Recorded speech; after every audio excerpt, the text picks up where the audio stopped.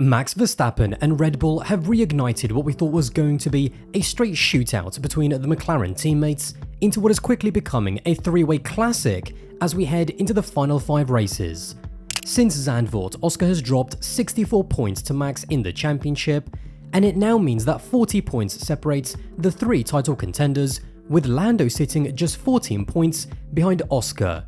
And needless to say that Austin was a disaster for Piastri. In the sprint, he shipped a further 8 points to Max when he crashed both himself and also Lando out of the sprint, and more worrying than anything else was the lack of pace that Oscar had from the beginning of the weekend. And now at this stage, it's too early to say that what we saw in Austin in terms of pace from Oscar is going to continue and ultimately cost him in the championship. Because in the race before in Singapore, he did outqualify Lando, and had it not been for their controversial clash on lap 1, had he maintained P3 on the road, then he would have almost certainly finished ahead of Lando and only 1 place behind Max in P2. Mexico is going to be the first litmus test for Oscar to see whether or not he can bounce back, especially against Lando, because even though Max is the driver with the momentum and arguably the biggest title threat right now, his closest rival is still his teammate, and Lando has now finished ahead of him 4 races in a row. After Austin, Max, in the eyes of the fans and even in terms of the betting odds, has become the title favourite. Over on Twitter, I sent out a quick poll asking who will be champion at the end of the season, and not only did Max win that poll comprehensively with more than half of the votes, but the share between Oscar and Lando was basically even, meaning that now more than ever, people have lost faith in Oscar to even keep hold of his 14-point advantage over Lando. That is why Mexico is such a pivotal race for all 3 drivers. Depending on how things shake out, the McLaren drivers can either stop the bleeding and start to change the narrative, or Max will just reinforce that McLaren and their drivers are crumbling, and that him overtaking them and winning the title is only a matter of time. In the wake of Oscar's nightmare weekend, the point situation paints a complicated picture for McLaren. In terms of Oscar, he has the points advantage in the standings, but he is also the driver on the worst form right now. Max is the inverse, with the biggest points deficit to overcome but the most momentum at the moment, and Lando, in a weird way, is probably the 3rd most likely to win the title right now, despite being 2nd in the points, because he doesn't have the points advantage of his teammates and doesn't have the momentum of the driver behind him. The problem is that 14 points between teammates is still a decent margin, but with Max becoming the title favourite and arguably a bigger title threat despite being 40 points behind Oscar, inevitably it's led to Oscar being asked if the team will soon consider prioritising him over Lando to give McLaren the best possible chance of winning the drivers against Max. Or when asked if McLaren would consider prioritising him, he said, "I mean, I don't know. I don't think so. We are still so incredibly tied, and we have both said we wanted an opportunity to try to fight for the championship because we deserve it. I think it's far too close to start picking one over the other." Andrea Stella was then also asked about this potential dilemma, saying, "The fact that there are 5 races and 2 sprints means that we can also increase the gap to Max. That's how I see things.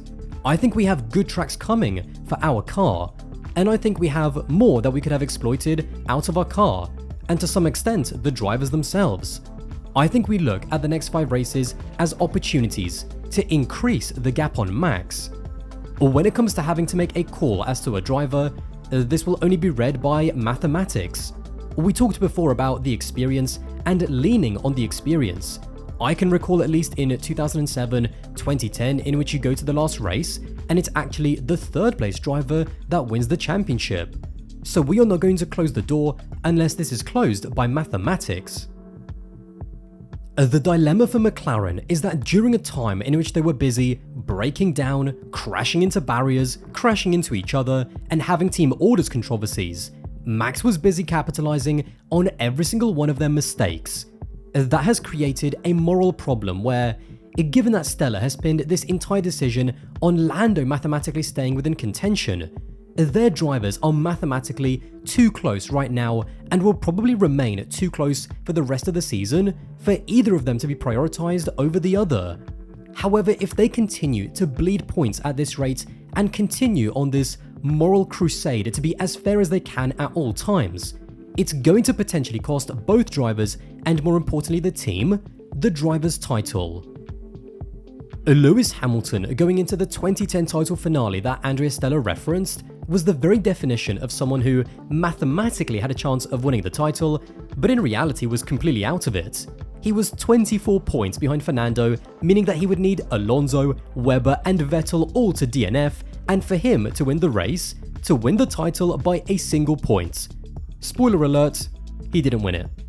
There is a difference between being mathematically out of the championship and realistically out of the championship. To me, it really would be as simple as going into Qatar with 2 races to go. If Lando finds himself 20 or so points away from Oscar, and then especially if he has already been overtaken by Max for P2 in the championship, I am having a very honest sit down with Lando and saying that from now on, whilst we're not going to ask you to do anything stupid or dangerous, if there is a situation in which you can help Oscar or hinder Max, even if it means moving over and handing Oscar a Grand Prix win when we are running 1-2, then we are going to ask you to do it. And now, whether or not Lando would actually obey team orders if he was given those instructions is a whole different debate. And on some level, if he is mathematically still in with a chance, then why should he do it? The problem, however, comes back to that question of fairness compared to ruthlessness. If Oscar needs Lando's help to win the title, then that's because he himself has not done a good enough job over the course of the season, and that works both ways.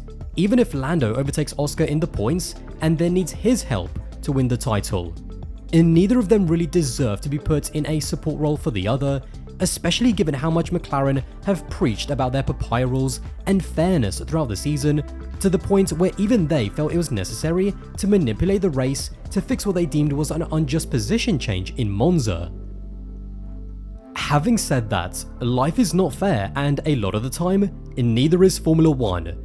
It really will come down to what McLaren see as more important. Or will it be giving their drivers a level playing field at all cost, all the way up to the checkered flag in Abu Dhabi, even if it means that they lose the driver's title and would knowingly not have done everything in their power to win it against Max? Or will the sole focus become securing the driver's title by any means necessary, by being pragmatic and helping the more likely driver in any way they can, even if mathematically both of them are still in contention? This is both a great and also a horrible position to be in all at the same time, and I have no doubt that we're going to come back to this topic later in the season. So far, it's a choice that McLaren have been able to ignore, but given how this championship is playing out and the driver that is chasing them down, who will no doubt be flawless for the rest of the season, I am struggling to believe that for a second year running, that they are going to be able to stomach winning the Constructors' title, but losing the Driver's title again. Absolutely no one remembers McLaren or Lando as the champions of 2024. History only remembers the Drivers' champions, and McLaren will have to test their own morality, the trust that the drivers have in them, and also their desire to the fullest if they really want to win it all in 2025. Well, there you have it. If you did enjoy this video and want to support the channel, then don't forget to subscribe, that would be massively appreciated, and I'll see you in the next one.